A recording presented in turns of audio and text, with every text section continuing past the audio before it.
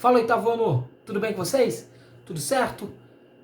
Tô aqui de novo para mais uma aula de geografia. Continuando com a regionalização do mundo. Lembra que a gente tá falando a importância de regionalizar, o que é regionalizar? Agora, eu vou falar de uma das regionalizações mais importantes da nossa história. Ela durou quase 100 anos, tá? E ela regionalizou o mundo, dividindo ela em duas grandes potências: Estados Unidos e União Soviética. Antes de a gente começar a falar sobre isso, eu tenho 3 recados. O primeiro recado é: pessoal, tem gente que não está assistindo o vídeo inteiro. Isso é uma aula. Você não sai no meio da aula na escola e vai embora. Não é porque você está em casa que você pode fazer isso. Isso é uma aula, tá bom? Da última vez eu botei um recadinho no final do vídeo. Dessa vez o recado vai no meio. Vai tipo aleatório. Vai parar e eu vou botar. Vai ser a bandeira de um país, com o nomezinho dele. Você vai até o fórum lá no Moodle, tira dúvidas. Dentro do tira dúvidas, tu vai no tópico vídeo. E dentro do tópico vídeo tu vai botar o nome do país que apareceu a bandeira. Beleza? Fácil. O segundo recado é: pessoal, continuem colocando se gostaram, se não gostaram do vídeo. Isso me ajuda. Se você botar não gostou, eu não sei quem botou. O YouTube não me fala quem é. Mas se você botar, eu vou saber que não tá legal. Se muita gente botar, eu sei que não vai estar legal e eu vou dar um jeito de mudar, de melhorar. E mais, se você achar que tem uma coisa que poderia melhorar, alguma dica, comenta. Ah, mas professor, se eu comentar, o professor pode ser achar chato, que eu não... Não, cara, se tu botar, eu vou achar super legal. Porque eu vou estar melhorando o vídeo, vou estar melhorando nossas aulas. Terceiro e último recado. Pode ser que passe algum barulho chato, né, no meio da aula. Eu tô com um vizinho abençoado que tá fazendo alguma reforma, algum trabalho aqui, então ele tá utilizando algumas ferramentas e pode ser que tenha um barulho. Talvez eu tenha que parar e esperar o barulho passar para depois continuar. Beleza? Vamos começar a aula. A primeira coisa que você vai fazer é pegar o livro de geografia. Pegou? Beleza. Pegou o livro de geografia, página 30. Você vai olhar que na página 30 tem uma águia e um urso soltando um míssil pela boca. Super realista, super condizente com a aula. Sim, isso resume muito o que foi a Guerra Fria. Marca esse nome: Guerra Fria. A Guerra Fria foi uma guerra travada entre Estados Unidos e União Soviética. Lembrando, a União Soviética não existe mais desde 1991. Que ela regionalizou o mundo. Era uma guerra que não teve briga, não teve embate, não teve tiro, bomba, não teve. Ela foi uma guerra ideológica. Ela foi uma guerra que dividiu o mundo em 2 grandes blocos: o bloco capitalista e o bloco socialista, certo? A gente chamava isso de ordem bipolar, ou ordem mundial bipolar, 2 polos: União Soviética, Estados Unidos. Bi, 2, polar, polo, União Soviética, Estados Unidos. Beleza? As 2 potências mundiais, elas, principalmente depois da Segunda Guerra, depois da primeira a briga já existia, mas depois da Segunda Guerra Mundial essa briga ela ficou muito mais forte. Ela durou de 1945 até 1991. Ela separava o mundo entre o mundo capitalista, Estados Unidos, e o mundo comunista ou socialista. É praticamente a mesma coisa. Não cabe aqui eu explicar o que é cada um. Da União Soviética, certo? Página 30 explica rapidamente o que é o capitalismo, o que é o socialismo, e eu tenho uns pontinhos para falar sobre isso, tá? Vamos ler? O capitalismo é caracterizado pela livre iniciativa e propriedade privada dos meios de produção. Fábricas, bancos, ou seja, as fábricas, os bancos, eles têm donos, tá? É uma pessoa, um grupo de pessoas é dono disso. Ela cuida, ela manda. Se ela tiver lucro, se ela for bem, o lucro vai ser dela. Se ela falir, se ela for ruim, o prejuízo vai ser dela. Beleza? Alguns dos pais de vocês eu tenho certeza que deve ter ali uma pequena marmoraria. Alguns pais têm uma padaria, um mercadinho, uma lojinha. Isso é ser dono do seu próprio negócio. Beleza? Nos Estados Unidos, Nos países capitalistas, isso é permitido. O governo interfere em níveis do funcionamento do mercado e os salários dos trabalhadores são definidos pelos empresários e pelo mercado, que visam obter o maior lucro possível. Ou seja, o seu salário no capitalismo ele é decidido por uma dezena de fatores. Cara, eu ficaria aqui pelo menos 1 hora falando só dos fatores que definem um salário. Mas eu gosto de dar um exemplo muito simples. O teu salário não é feito pela tua importância no capitalismo, mas sim o quanto você gera. Eu gosto de dar o meu exemplo com o Neymar. O que é mais importante para uma sociedade? Professores ou jogadores de futebol? Professores, certo? Professores, eles geram uma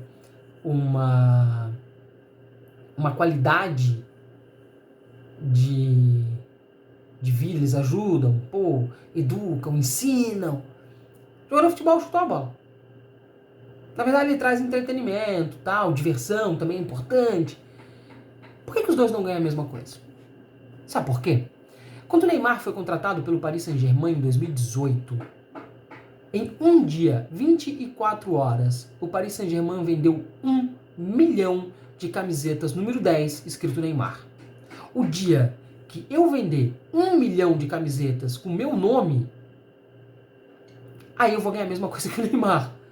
Então, é a lei do retorno. O retorno que o Neymar dá para o seu empregador, lembra que na livre iniciativa, o PSG, o time de futebol, é uma empresa, ela não deixa de ser, uma empresa que o seu produto é o futebol.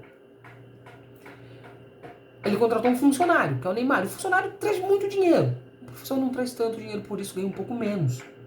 Pouquinho menos, eu ganho um pouquinho menos que o Neymar. Né?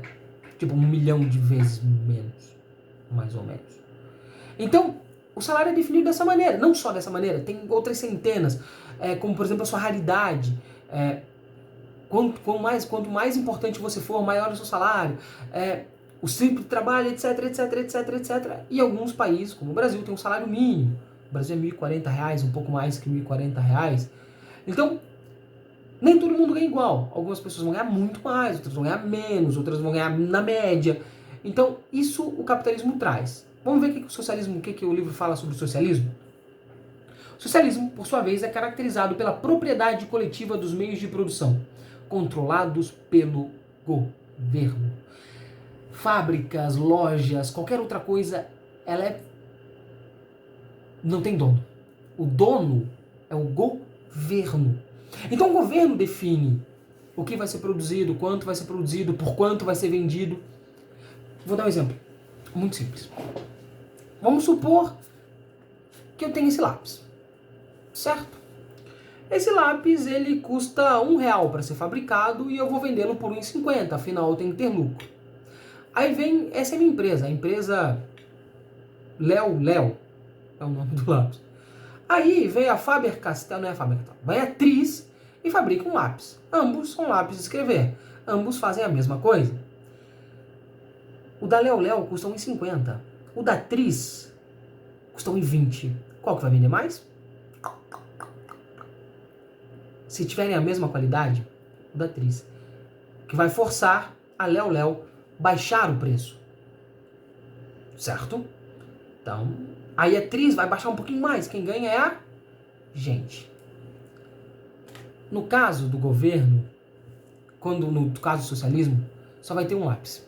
Ninguém mais vai poder fabricar lápis a não ser o governo. Se o governo falar, eu quero que o lápis custe R$5.000, o que tu pode fazer? 2 coisas. Não comprar ou pagar R$5.000. Esse é um grande problema do socialismo.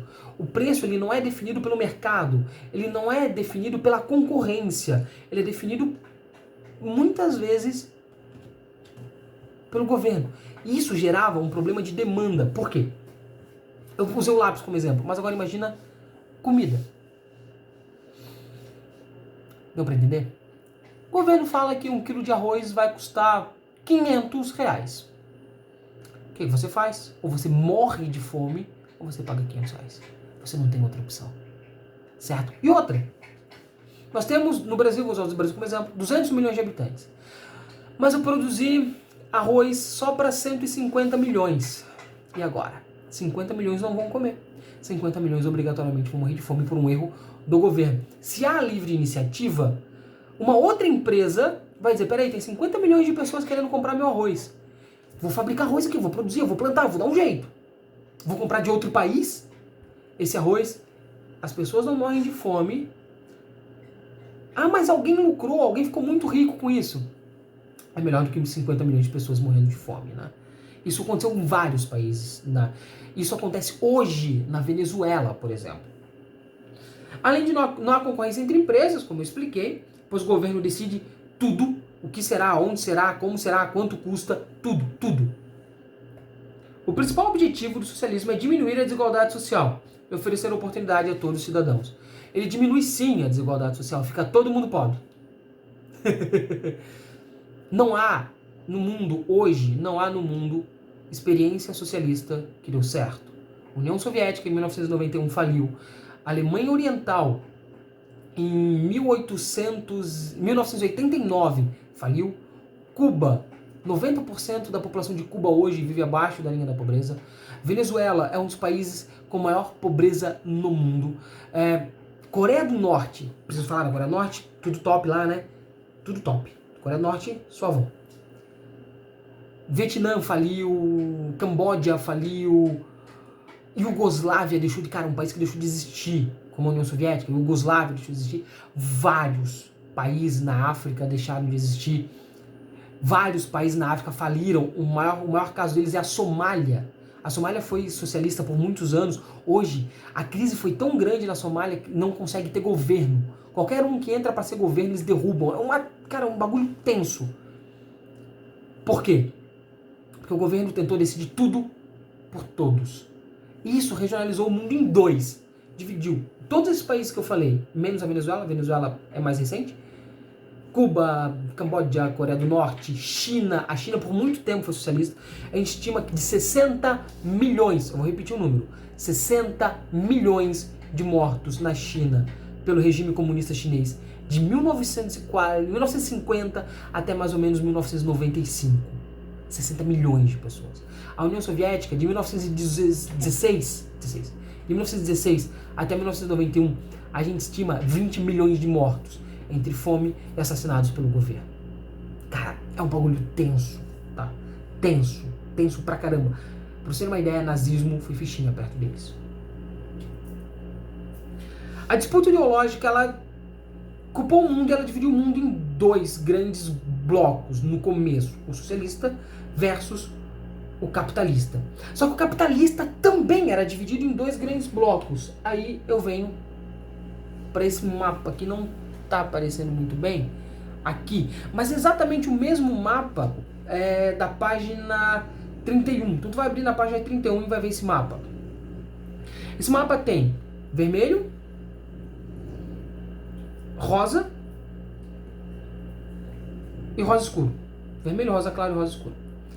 Em vermelho, os países do bloco socialista. Em rosa claro, os capitalistas pobres. E em rosa escuro, os capitalistas ricos. Isso dividiu o mundo em três. Primeiro mundo, segundo mundo e terceiro mundo. Simples assim. Certo? Olha só, qual é a definição dos três? Primeiro mundo, formado pelos países capitalistas com elevados níveis de industrialização e condições de vida. Basicamente, primeiro mundo eram os países ricos. Segundo mundo, constituído pelos países socialistas.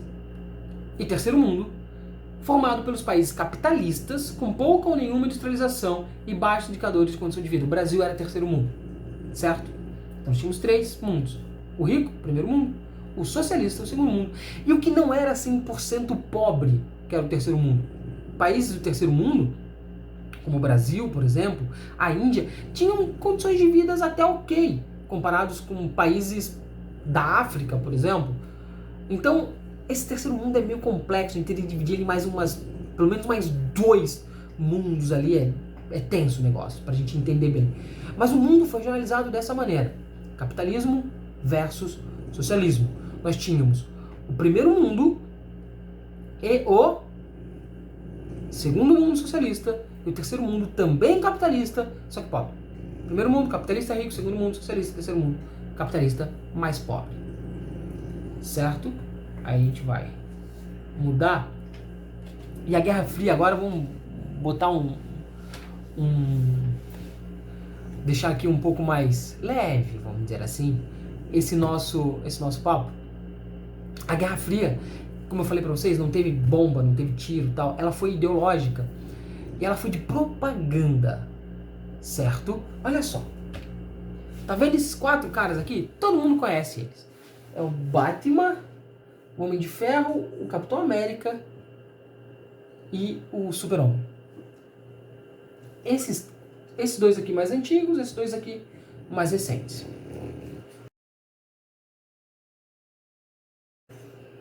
Basicamente, eles foram usados, principalmente esse cara aqui e esse cara aqui, o Capitão América e o Super-Homem, eles foram utilizados como propaganda, cara. Sim, eles foram super-heróis que o nome já diz, Capitão América. Olha, a América é superior, nós temos os heróis. Ou o Super-Homem, quais cores do Super-Homem? Azul e vermelho? Quais as cores da bandeira dos Estados Unidos? Azul, vermelho e branco. Olha que coincidência. Então esses caras eram usados como propaganda para mostrar, olha, os Estados Unidos é superior, os Estados Unidos é melhor, tal. Obviamente que a União Soviética também fazia a mesma coisa. Também fazia. Só que nunca chegou até a gente, porque nós éramos do bloco capitalista, então a gente teve muito pouco. Hoje em dia você consegue achar na internet os super-heróis. E não era só super-herói, cara. Todo mundo já viu falar no 007, James Bond. Era uma propaganda que os americanos queriam se mostrar que eles eram melhores. Uma série de TV chamada Star Trek, que hoje em dia tem os filmes, era para mostrar que, olha, os Estados Unidos, a gente está levando gente para o espaço, botamos gente na Lua. Porque não era uma guerra que ganharia quem desse mais tiro ou jogasse as melhores bombas. Era a guerra da pessoa, do grupo socialista ou capitalista que convencesse mais pessoas e mais países. Essa guerra acabou em 1991 com a queda da União Soviética. Dali para frente a gente tem alguns polos ainda socialistas, como Cuba, Venezuela e mais ou menos a China e praticamente todo o resto do mundo. A Coreia do Norte também tá lá. E eles são socialistas e praticamente todo o resto do mundo hoje é capitalista. Beleza? Deu para entender? Agora façam as atividades e a gente se vê numa próxima semana. Valeu!